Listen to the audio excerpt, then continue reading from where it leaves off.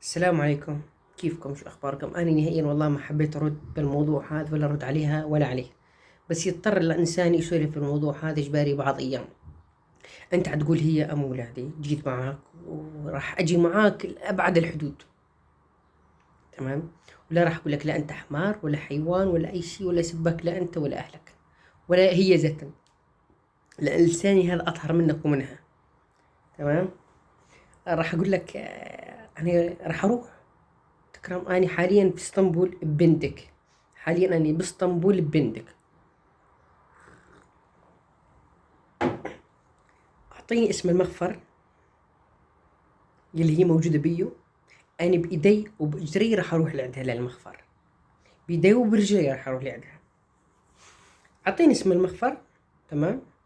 مو حاضرني وما ترد علي إلا أروح أدق على فلان تعيش بكرة مكانه. أعطيني اسم المخفر وأنا أروح لي بدي اثنين، أروح لي عندها مشان تطلع كرمال ولدها، تمام؟ اللي ما بدي الولاد وبديهم يرتاحون، ما جيت قلت لكم لا تنمسك وكذا، وجيت احاول معاكم طول ولاد 3 شهور وما رضيتم. اول كان اتفاقنا اني وانت وسهيله ان اولادي يظلون عندها 3 شهور ويجوني 3 شهور، بعد ما صار عندها اولاد صرتم تحكمون وتشطرون. وانا اصلا لما اقول لك بدي اولاد بالقانون اقدر اخذهم بالقانون، بس انا اذا اخذتهم من حسب القانون ودخلت الشرطه الولاد راح يروحون أقل شيء شهر شهرين بالميتم ويشنشطون من ميتم اسطنبول، الميتم أنقرة، الميتم فلان فلان تيصلون ميرسين، أقدر أطالعهم بعدين من مرسي. أنا ليش تخلي ولدي يظلون شهر شهرين مسلوتين بالميتم وما حيدا حق عليهم ويتبهدلون مثل قبل لما ظلهم 15 يوم؟ بس أنا راح أقول إذا جيتم بالتفاهم أجي معاكم بالتفاهم، بدكم بالمشاكل أنا ما عندي مشكلة، أقعد هنا أحط الكاميرا وأظل أسوق لفلس وكله على الفاضي، وانتم عم تسوون هاي التلفقة كله كرمال المصاري، كله كرمال المشاهدات. انا انسان لو بدي اطالع ترند واظهر اولادي واحكي عليهم كان مدشرة اولادها اظل كل نهار انزل فيديو على اليوتيوب وكل نهار احط لصق وهي كبت وهي سوت وهي عملت وهي زوت كل يوم، وعلى مرت الاب ومرت الهنية وكذا وكذا وكذا، واظل اسولف يوميا ويجيني مصاري وما احتاج اشتغل. بس اني خذيت قناعة انه هذا اللي يجيك بالسهل يروح بالسهل. وهنا اقول لكم جمعت من اليوتيوب مصاري لا تعد ولا تحصى، ومن التيك توك مصاري لا تعد ولا تحصى. كانت باليوم بالليله بالنص ساعه طالع على التيك توك 600 دولار 500 دولار، بس هاي المصاري كلها تراب. اذا ما اشتغلت واحترق يديك وتعبت وعرقت وانكسر ظهرك من التوطيخ، المصاري ما لها طعم نهائيا. لما نشتغل ب10,000 بساعة تقول لي أنا جبت ب10,000 ينصرفن ب10 دقائق، وأنتم بتعرفون هذا الشيء، اللي يجي بالسهل يروح بالسهل. وأنا قلت لك حرجع أقول لك أنت، تمام؟ تقول أنا ما قلبي على الولاد، يعني لو ما قلبي على الولاد أنا ما ظليت سنة أدحق عليهم وهي طايرة وراك. لما عرفت ما بأمل، تمام، صارت تسولف وتحكي وتقول لي من قيرتها جت سوت هيك. ظلت 4 أشهر معك طايرة، وجيت لاسطنبول ورجعته ونمت معها بالاوتيل وما رضيت تروح معي لانها شنو عرفت مخبصه معك كثير. واني لما نامت معي بالاوتيل، تمام، بنتك، شفت تليفونها وشفت شيء قرف يخليك تكره تكون هي ام ولدك، تلعب نفسك. هاي قبل ما اتزوج، قبل ما اتزوج عبير هذا الشيء صار، كرهته اصلا. انا اذا اسولف لكم سوالف حكي فاضي، بس اما لما عندي السناب تبعها وعندي حسابها التيك توك وعندي انستغرامها، عندي كل شيء، كان كل شيء عندها مخبيته وخذيته. هي ما خذت نشرت الصور البنية، هي خلت تنشر من جهنم، تمام، هي بكيفها. بس انا ما راح انشر لهذا الفيديوهات اللي هي وياك وعلى العربان والناس حواليكم بالقرفة وانت وهي، ولسه ما كانت شو اسمه، ما كنت انا متجوز ولا كنت مطلقها، كله كشفته بعدين لما جت على الوتر وشفته بالليل بتليفونها. كرهته اصلا، كرهته، ما ظلي نفس بيها اصلا. بس شنو تفكر العالم اني انا انسان لا ضمير ولا وجدان واب ماني زين؟ عرفتم علي؟ انا ما بدي احكي موضوعها ولا ظل احكي عليها نهائيا. انت عتقول انا حاليا بدي تبعت لي رساله تقول لي ام امير موجوده بالمخفر الفلاني، وتبعت لي عنوان بيتك الحقيقي، مو تبعت لي اياه الكذاب يا انت وهي. واني بدي لاجيكم بدي هذين الاثنين شايفين هذا ايدي هيك ليفوت لي عند المخفر واصور حالي وانا والمحامي وفوت لي عندها. ولا تفكرون اذا ما عندي كملك اني ما اقدر افوت مخفر، ولا تفكرون اذا ما عندي كملك ما اقدر اجيكم، ولا تفكروني اذا ما عندي كملك ما اقدر اسوي شيء. كل شيء بالمصاري يصير، كل شيء بالمصاري يصير. معك مصاري انت صاحب الحق، ما معك مصاري اذا انت صاحب حق ما لك حق. واذا انتم ليكم حق تاخذون بالقانون خذوا، ما تاخذون بالقانون تعم خذوا بيديكم. وهذا انا باسطنبول بنص بنتك، باسطنبول بنص بنتك انت وهي فخار يكسر بعضه منك لي. بس تاني مرة لا تجيبون طاري لا بالفيديوهات ولا بأي شيء نهائيا. بدكم تظلون تسوون دراما ومسلسلات وتحجون، ظل مسوي مسلسلات واحجون من باكر الصبح. بس اسمي اسم زوجتي أهلي شي يخصني لا تجيبون طاري بلا ما بس تنطوني العنوان نازل دغري اللي عندكم انت وهي. وقول لي وين المخفر. اني والله عظيم بكره سبت تمام، اليوم جمعة حاليا انا بالفترة الاستراحة الغداء تمام. قد صارت استراحة شقد خلنا نشوف شو استراحة. ظل 5 دقائق الاستراحة، الساعة 1 تقريبا استراحة، راح 12 و55 5 دقائق. راح انزل بيدي للمخفر سلطان بيلي. اي مخفر قول لي هو موجود باسطنبول انا بيدي لا اروح، بيدي لا اروح اطالعها واني والمحامي واصور لكم من عيون ذن اثنين اذا هي بالسجن. بس انا عارفه الشيء هذا، لا اقول لكم كذابه ولا اقول لكم صادقه. انتم بس صنطوني باي مكان مسجونه اني لا اروح، اني بيدي لا اروح. لو انت سائل على الشيء هذا يعني ما تكون دقيقتين تنزل فيديو تضرب عنوان وكذا.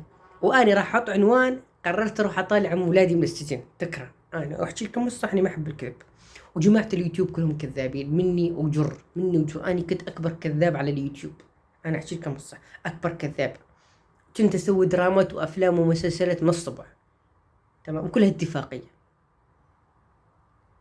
2 و3 و4 و5. أنا أقول لكم تمام، أنا كنت إنسان سيء بحقي وبحق نفسي وحق أولادي. بس إنسان أنا تغيرت نهائيا. وما بدي أرجع مثل ما كنت، وما بدي أرجع. وأتمنى تفهمون هذا الشيء.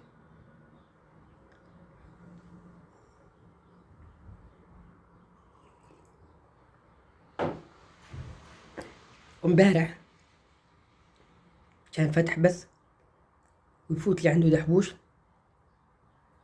يقول له مين ضرب سند؟ يقول له ماما. أنا ما بعرف والله ولا أنا حاضر البث نهائي. يمكن الصبح واحد من المتابعين يبعث لي الفيديو على الانستغرام، وراح أحط لكم الفيديو على الانستغرام بصور الشاب، وكل المتابعين سمعوا صوت كلام دحبوش يقول هاي ماما، واستعجل ونزل من البث الفيديو إنه على أساس هي أم ليث، ولا بأم ليث ولا بأم فلان. إذا بأم فلان ما هي كانت هي سهيلة كانت عندها بالبيت. أم ليث ساعة 1:30 ساعة 2 بالليل تكون عندكم بالبيت أنت لحالك. أقول لك يعني الناس مي محبلة لما سمعت الشيء هذا قامت تكتب لك وصرتم تبررون، ويجي أمير وتيجي شوكولاتة وتيجي أسيل وغيرت من الموضوع. راح أحط الفيديو هذا إذا ما نسيته، بس راح أحطه على الحالتين. وكل الحب والاحترام لكم، وأتمنى ما تفهمون نظرتي إني ماني إنسان كويس. أنا إنسان عادي مثل مثلكم، يجوز يغلط يجوز يخطئ يجوز يخلط بذنب حقه، بس أنا إنسان تغيرت الحمد لله. وأتمنى تفهمون هذا الشيء. كل الحب والاحترام لكم، وخليكم مع الفيديو. والمكالمة اللي نشرها إلي هاي جزء من المكالمة، وإذا بدكم أعرض لكم المكالمة 10 دقائق 12 13 دقيقة بيني وبينه. وكل شيء مكالمات قديمة موجودة عندي، وكل شيء صور قديمة موجودة عندي، ومكالمتك لما حكينا كله موجود. بس أنا إنسان ما أحب أظل أنشر وأقرأ على الفاضي. ولهنا أقول لكم السلام عليكم. تمام، خاف على مصلحة ولادك. تمام، خاف على مصلحة ولادك. ما أنا طلب منك شيء أكتر من هيك. والله العظيم لو بني آدم كافر ويبرك مع الولاد ساعة زمن يعشقهم. تمام، بس أنت بني آدم شو عمل؟ لا، هو بالنسبة له ما تقتله على أم ليس.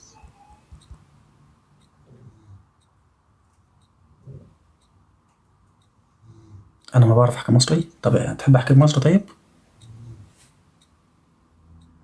احكيك مصري.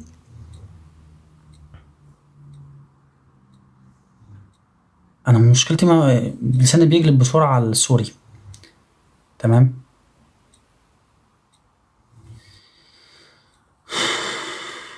يا جماعه الناس اللي بتخش وبتسالني ام امير شو القصه ليش متوقفه يعني، طب اكتب عنوان.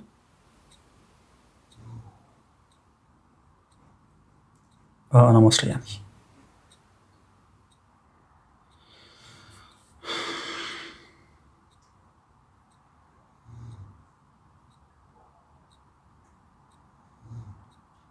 والله هي بخير والله. على فكرة وسيم بالنسبة له بيحكي على أي مرة ماما، فهمتوا؟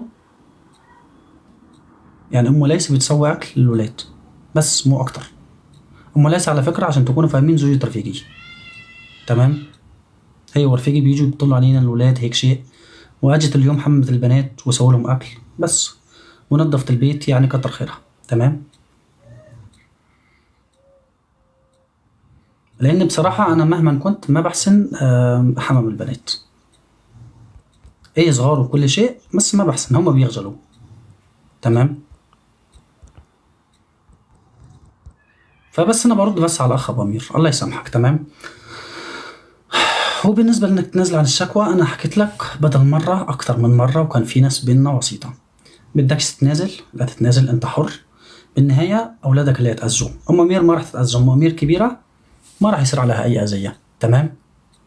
أم أمير ما يصير عليها أي أذية. بدك تتنازل اتنازل، بدكش تتنازل أنت حر. تمام. فيلم جديد ومو فيلم جديد خلاص تمام، أنت حر صدق اللي بدك إياه. طيب احكي شو القصة. على فكرة أنت شكلك لسه داخل لايف، أنا حكيت صار لي ساعة القصة. طيب برجع أحكيها آخر مرة. تمام. لأني أنا عارف أتعمق معاكم. سهيلة لما راحت من حوالي سنة هذا الحكي وضربت عبير وقصت لها شعرها، طبعا وقتها عبير اشتكت، طبعا حنان اللي بيوجهها. عبير اشتكت والشرطة جت وصوروا عبير وكل شيء. وقتها رفعوا قضية على سهيلة و يعني وسحبوها عشان خاطر الولاد. لما عبير زوجة أبو أمير، هو بيحكي إن هي زوجته بس، غير هيك أنا ما عندي حكي. تمام.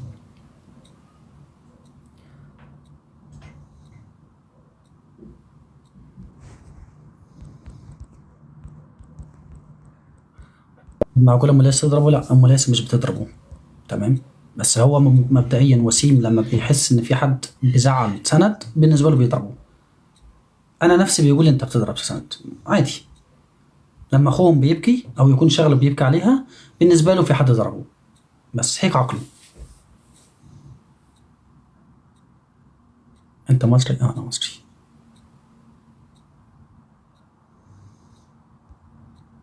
والله انا التعليق اللي بشوفه برد عليه، بس في تعليقات كتيره ما بلحق اقراها. أم أمير بدها تترحل يعني؟ لا أم أمير ما راح تترحل. أم أمير معها إذن من الولي من اسطنبول بوجودها باسطنبول، وهذا الشيء بفضل أبو أمير والتهديدات اللي كان بيبعتها والصور والفيديوهات. طبعا المحامي هذا الشيء سواه من قبل أبو أمير ما يرفع دعوة، عشان وجودها يكون قانوني في اسطنبول. بالمناسبة أبو أمير اليوم بيقول لي أنت شلون تروح المخفر ما بيحق لك؟ لا بيحق لي أروح المخفر عادي. تمام. بعقد الزواج اللي معايا. وبعدين المخفر غير إدارة الهجرة. المخفر أنت حتى لو رفيقك متوقف بيحسن تشوفه عادي. بالمخفر ما عندهم هاي الدقة.